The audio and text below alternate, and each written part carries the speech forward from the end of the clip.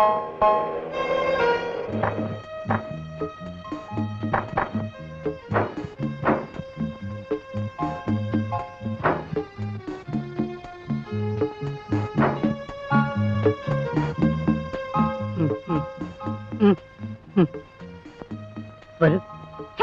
പിള്ളച്ചേട്ടാ. Hello. ഗുരുവായൂരപ്പന് സുഖമാണോ? സുഖം, പരമസുഖം. പുള്ളി വലിയ സന്തോഷത്തിലാ. പിള്ളച്ചേട്ടന് പ്രമോഷൻ കിട്ടിയതിന്റെ കൈക്കൂലിയായി തുലാഭാരം നടത്താൻ ചെന്നതുകൊണ്ടായിരിക്കും.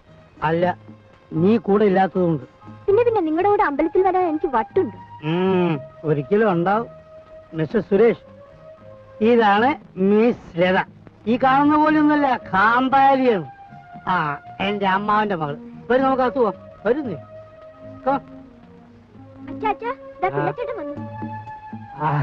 അവൻ വന്നോ? വന്നു. യാത്രയെല്ലാം സുഖമായിരുന്നോടാ? സുഖമായിരുന്നു.